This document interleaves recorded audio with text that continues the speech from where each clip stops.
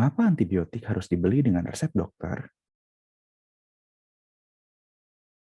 Pernahkah kalian mendengar obat yang disebut sebagai antibiotik? Kalau dengar namanya, kira-kira obat ini digunakan untuk mengobati penyakit apa ya? Antibiotik berasal dari dua kata dasar, yaitu anti dan bios.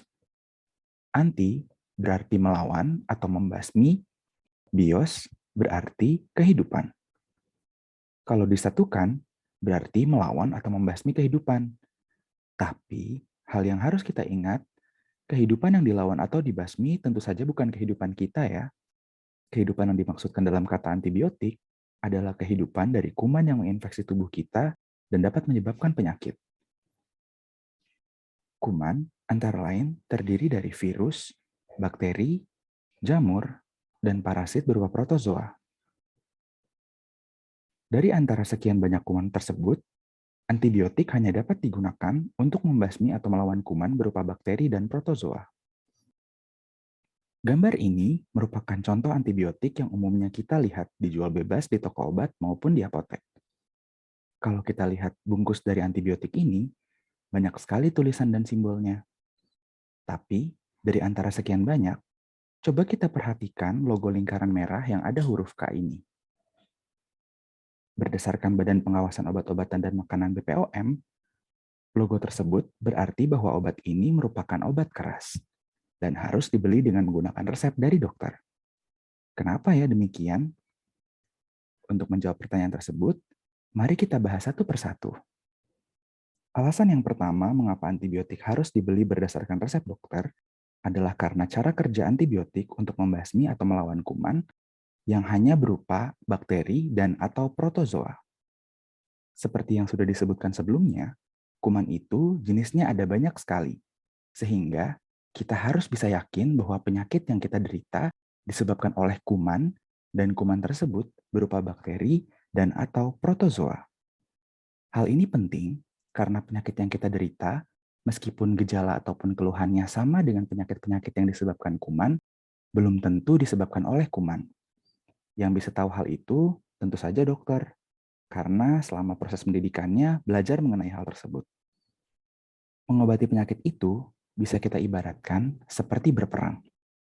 Supaya kita bisa menang dalam suatu perang, kita harus tahu dulu musuh kita siapa, cara berperangnya seperti apa, titik kelemahannya di mana, dan bagaimana cara yang ampuh untuk mengatasinya. Kalau kita mengenal lebih jauh mengenai kelompok bakteri dan protozoa, masing-masingnya terdiri dari berbagai jenis.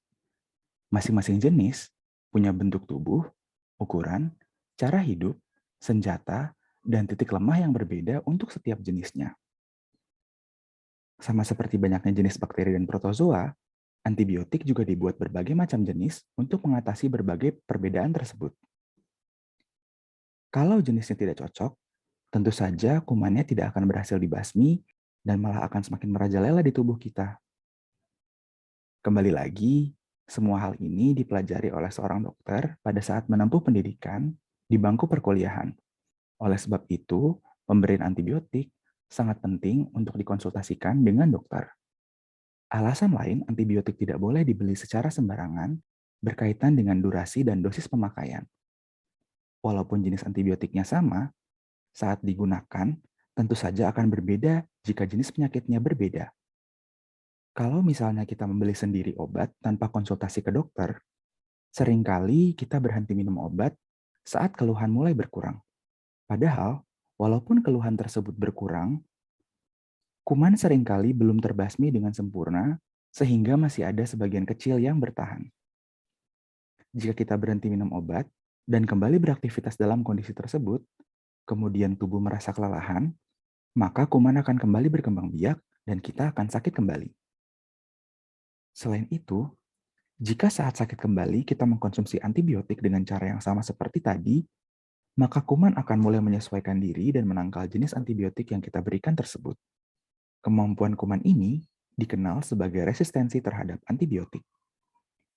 Kalau kuman sudah resisten terhadap antibiotik, solusinya tentu adalah dengan menggunakan antibiotik jenis lain yang masih mempan. Kedengarannya memang solusi yang mudah, tapi perlu kita ketahui bahwa antibiotik yang tersedia itu sangat terbatas. Selain itu, untuk menemukan obat baru diperlukan penelitian bertahun-tahun. Hal lain juga, peneliti juga menemukan bahwa kemampuan penyebaran resistensi antibiotik dapat terjadi dengan sangat cepat, yaitu hanya sekitar 11 hari. Hal itu tentu jauh berbeda, bukan? Jika dibandingkan dengan waktu yang diperlukan untuk menemukan antibiotik jenis baru. Oleh sebab itu, solusi yang paling mudah dan realistis adalah konsultasi dengan dokter sebelum kita menggunakan antibiotik. Selain efek samping resistensi yang terjadi akibat penggunaan yang tidak tuntas, antibiotik juga dapat memberikan efek samping jika digunakan secara berlebihan. Efek samping yang sering muncul secara umum antara lain adalah gangguan pada saluran pencernaan seperti mual, muntah, diare, perut kembung, dan nyeri perut.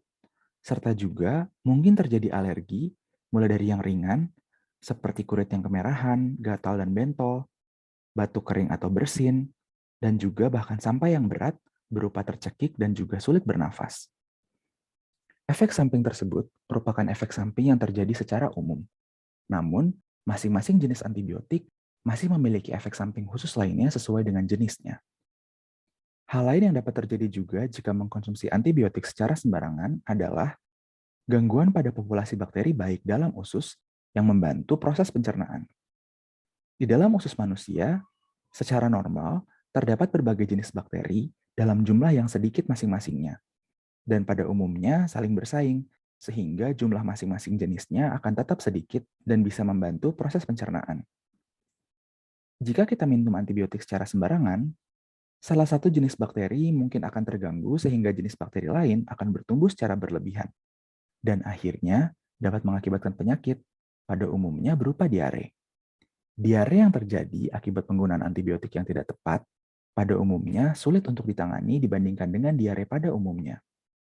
Bertepatan dengan hari video ini diupload, kita ada pada hari terakhir dari minggu kewaspadaan terhadap penggunaan antibiotik. Semoga melalui video ini, kita semua bisa semakin sadar bahwa antibiotik itu merupakan obat keras yang tidak boleh digunakan secara sembarangan. Harus dibeli setelah mendapatkan konsultasi dari dokter. Demikianlah penjelasan singkat saya mengenai mengapa antibiotik harus dibeli dengan resep dokter. Semoga bermanfaat. Jangan lupa komen, like, dan subscribe.